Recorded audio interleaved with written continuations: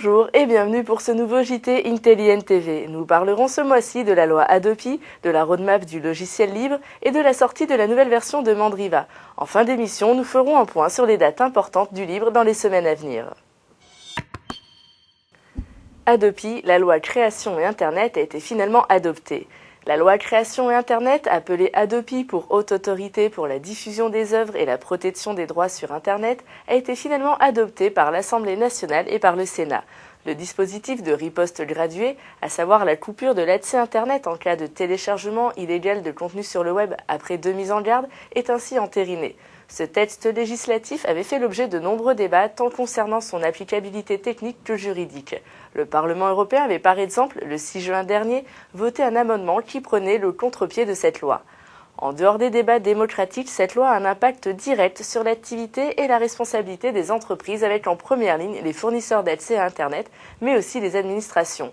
En effet, les employeurs devront mettre en place des outils pour empêcher le téléchargement illégal par les salariés, mais aussi des processus de traçabilité susceptibles de permettre d'apporter la preuve de cette conformité. De leur côté, les FAI vont devoir adapter leur infrastructure afin de pouvoir dissocier leurs différents services télévision, téléphonie et Internet. En conclusion, comme toute loi, c'est son application et les premières jurisprudences qui permettront de mieux évaluer son impact véritable sur les activités informatiques et culturelles. Roadmap du logiciel libre à l'horizon 2020. Les porteurs de l'initiative FLOSS Roadmap 2020 annoncent l'ouverture de leur site dédié à l'élaboration collaborative de la prochaine version de la feuille de route du logiciel libre à l'horizon 2020. Ce site a été financé en partie par les pôles de compétitivité Cap Digital et Systématique et soutenu par le consortium OW2 et les associations April et PLOS. La première édition avait été dévoilée en décembre 2008 à l'occasion du Forum mondial du libre. Couvrant 7 thèmes, elle a été le résultat des réflexions et du travail de 31 experts internationaux du logiciel libre sous la direction de Jean-Pierre Lenné. La version finale de la roadmap 2009 sera publiée début octobre à l'occasion de la 2e édition du Forum mondial du libre. Sortie de la nouvelle version de Mandriva. Fidèle à son calendrier de sortie d'une version tous les 6 mois, Mandriva met à disposition la version dite Spring 2009.1 depuis le 29 avril. Elle fournit KDE 4.2 en tant qu'environnement de bureau par défaut. Les principaux logiciels sont GNOME 2.26, OpenOffice.org 3.0 et Mozilla Firefox 3. La version du noyau Linux est la 2.6.29. Cette version inclut un nombre conséquent de mises à jour tant au niveau du cœur du système, noyau glibc, que du serveur d'affichage Zorg, des bureaux au choix, des outils applicatifs tiers.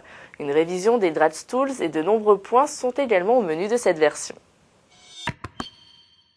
Les dates du libre. Le premier Barcamp européen autour du réseau social libre et open source ELG se tiendra le 13 juin à Paris. Au programme, partage des usages et retours d'expérience, idées des productions et lancement de chantiers communs. Rappelons que ELG est un moteur libre, GPL, pour sites sociaux. Sous licence GPL, il en est à la version 1.5.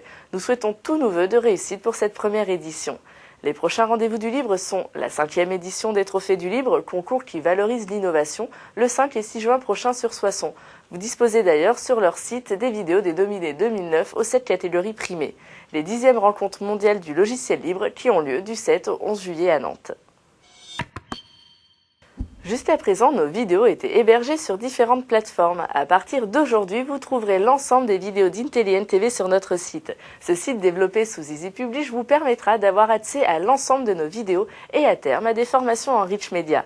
Vous y trouverez plusieurs types de contenus généralistes, techniques et d'initiation. Vos commentaires et vos votes seront les bienvenus.